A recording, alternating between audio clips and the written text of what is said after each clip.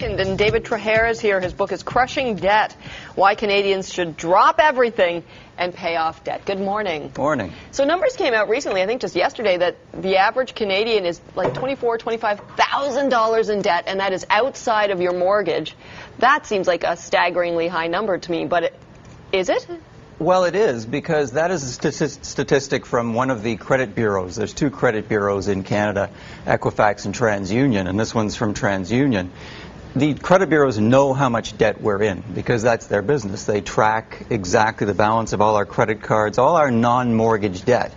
And that's a statistic that they came out with a year ago. It was as high as 25,000. It's still just above 25,000, and that's each Canadian that uses debt has over $25,000 of consumer debt. You could argue that's bad debt because it's not mortgage debt. What is it, credit cards, stuff like that? It's a combination of credit cards, lines of credit, car loans and leases, student loans are in there.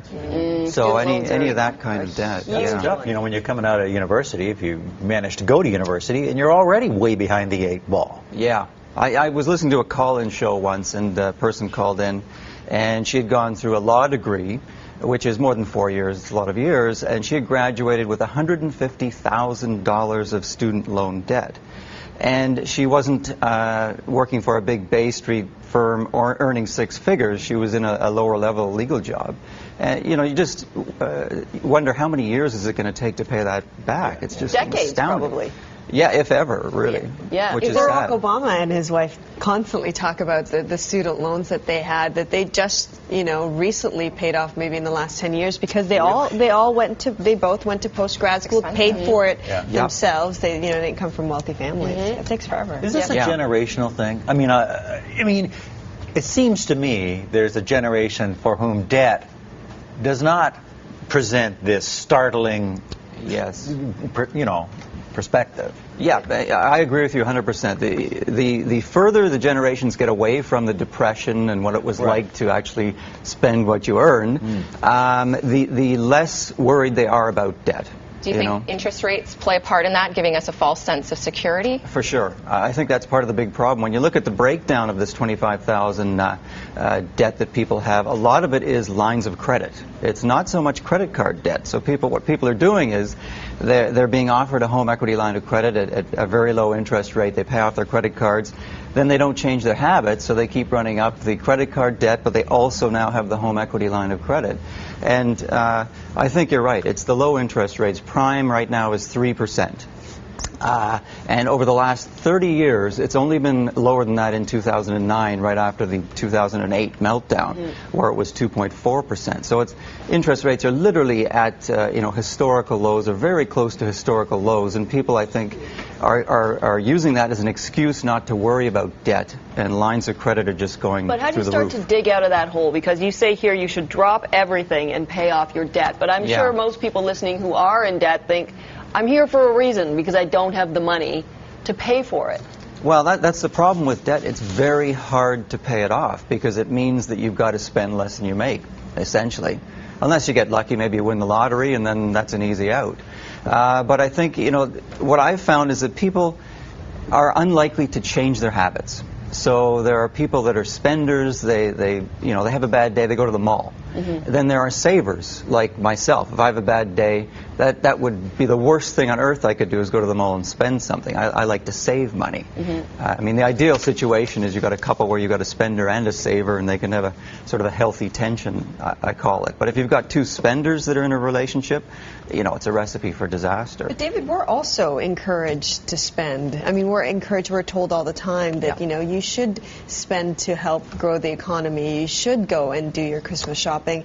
If you go to any college here in the city, I mean, there are credit card companies there soliciting students who obviously cannot pay for those. But it also does keep our economy moving, too. Well, it does, yeah. And this is actually one of the reasons why I wrote this book, was because about this time last year, the middle of December, there was a big headline in the Globe and Mail about debt alert, and the article quoted Mark Carney, Governor of the Bank of Canada, and he was at that time telling people, look, during the holiday season here, watch it. Don't go out and spend too much. Watch your debt, because he and the government are worried about household debt levels. And I thought to myself, that is bizarre. You know, a senior official telling Canadians to spend less, that's bad for the economy. But I think the reason is that they're really worried about the huge level of household debt, that it's at such a level that it's reaching the breaking point.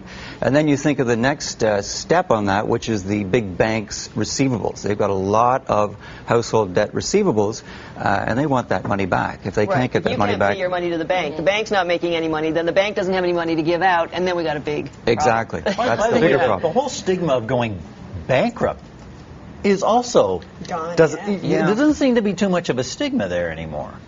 Yeah, In other words, that's it's true. easier to do it and not be tarred with some kind of nasty brush. Yeah, that's true. But if if these people who are not so worried about it actually talk to somebody who's been through it, I think they'd be much less likely to think it's not that bad a deal. I mean, it's tough from what I've heard. So what can people do? They're spenders. They've got the 25 grand in debt. What's something they can do now to start turning it around? Well, there's four options. They can try and do it themselves, which is obviously the cheapest way to do it, not easy. They could go to a credit counseling service, and the main product they offer is a debt management program where the consumer pays back 100% of the debt that they owe over a 4 or 5 year period. Then the last two options, they need to go to a trustee in bankruptcy. That is full bankruptcy or an option before full bankruptcy called a consumer proposal, where basically the trustee makes an offer to the creditors to pay something like half or less than half of the balance owing, because there's just no way they'll be able to pay off the balance. What would you say is a healthy income to debt ratio? That's a good question. The most recent statistic from Statistics Canada is that the ratio of debt to personal disposable income, and debt includes everything. That's Your consumer debt mortgage. plus mortgage and mortgage on rental properties, etc., divided by your take-home pay, that's your salary less your withholdings, is 151% in Canada. Now, the stunning statistic is that in the U.S., it's only 149%. So by that measure, it looks like Canadians are in more debt relative to their income than Americans are, which is pretty Which is scary. usually not the story we hear. Yeah. That's right. But you really need to dig a little bit deeper. That ratio may be good, it may be bad. If we're talking about somebody in their 30s where the majority of that debt is credit card debt, that would be a horrible ratio. If it's just a reasonable mortgage, not so bad.